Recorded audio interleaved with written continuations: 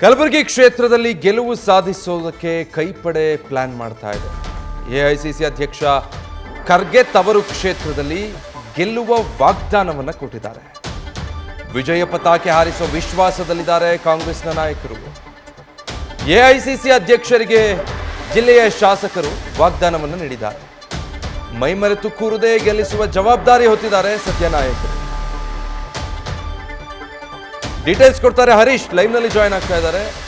ಹರೀಶ್, ಕಲಬುರಗಿ ಕ್ಷೇತ್ರ ಖರ್ಗೆ ಅವರು ಸ್ಪರ್ಧೆ ಮಾಡ್ತಾ ಇಲ್ಲ ಅನ್ನೋ ವಿಚಾರ, ಅದಕ್ಕೆ ಸಂಬಂಧಪಟ್ಟಂತಹ ಟೀಕೆ ಟಿಪ್ಪಣಿ ಬಹಳ ಚರ್ಚೆಗೆ ಗ್ರಾಸ ಆಗ್ತಾ ಇದೆ. ಜೊತೆಗೆ ಅವರ ಕಳೆದ ಬಾರಿಯ ಲೋಕಸಭಾ ಚುನಾವಣೆಯ ಸೋಲು.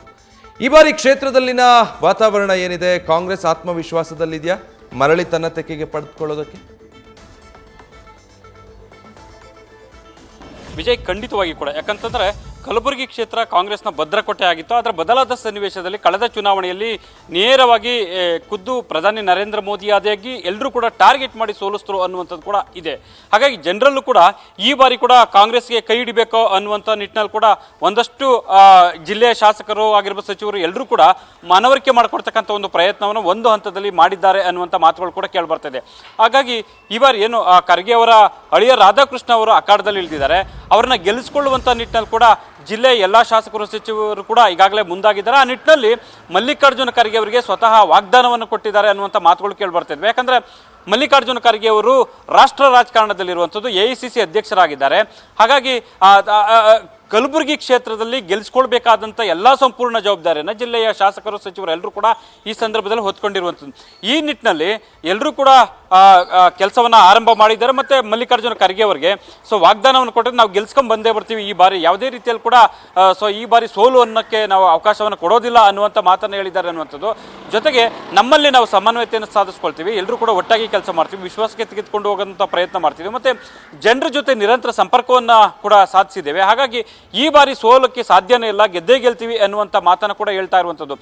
ಈಗಾಗಲೇ ಕೂಡ ಪ್ರಧಾನಿ ನರೇಂದ್ರ ಮೋದಿ ಅವರು ಚುನಾವಣಾ ಘೋಷಣೆ ಸಂದರ್ಭದಲ್ಲೇ ಕೂಡ ಕಲಬುರಗಿಗೆ ಭೇಟಿ ಕೊಟ್ಟು ಭರ್ಜರಿಯಾಗಿ ಪ್ರಚಾರವನ್ನು ಕೂಡ ಮಾಡಿದ್ರು. ಆದರೆ ಎಲ್ಲೊಂದು ಕಡೆ ಕಾಂಗ್ರೆಸ್ ನಾಯಕರಿಗೆ ಬಲವಾದ ವಿಶ್ವಾಸ ಇರುವಂಥದ್ದು. ಈ ಬಾರಿ ರಾಜ್ಯದಲ್ಲಿ ಅಷ್ಟಾಗಿ ಮೋದಿ ಅಲೆ ಇಲ್ಲ ಅನ್ನುವಂಥ ಬಲವಾದ ವಿಶ್ವಾಸ ಇದೆ. ಈ ಹಿನ್ನೆಲೆಯಲ್ಲಿ ಕೂಡ ಕಲಬುರಗಿಯಲ್ಲಿ ಗೆದ್ದೇ ಗೆಲ್ತೇವೆ ಅನ್ನುವಂಥದ್ದು. ಜೊತೆಗೆ ಎಲ್ಲರೂ ಕೂಡ ಅಂದರೆ ಹೆಚ್ಚಿನ ಸಂಖ್ಯೆಯಲ್ಲಿ ಶಾಸಕರು ಕೂಡ ಈಗ ಕಲಬುರಗಿಯಲ್ಲಿ ಇರುವಂಥದ್ದು. ಎಲ್ಲ ಶಾಸಕರು ಕೂಡ ತಮ್ಮ ತಮ್ಮ ಕ್ಷೇತ್ರದಲ್ಲಿ ತಮಗಿಂತಲೂ ಹೆಚ್ಚಿನ ಲೀಡನ್ನು ಕೊಡ್ತೀವಿ ಅನ್ನುವಂಥ ಮಾತನ್ನು ಕೂಡ ಈಗಾಗಲೇ ಮಲ್ಲಿಕಾರ್ಜುನ ಖರ್ಗೆ ಅವರಿಗೆ ಹೇಳಿದ್ದಾರೆ ಅನ್ನುವಂಥದ್ದು. ಹಾಗಾಗಿ ಗೆಲ್ಲುವಂಥ ಸಂಪೂರ್ಣ ವಿಶ್ವಾಸವನ್ನು ಜಿಲ್ಲೆಯ ಶಾಸಕರು ಸಚಿವರು ವ್ಯಕ್ತಪಡಿಸ್ತಾ ಇರುವಂಥದ್ದು. Vijay, thank you Harish.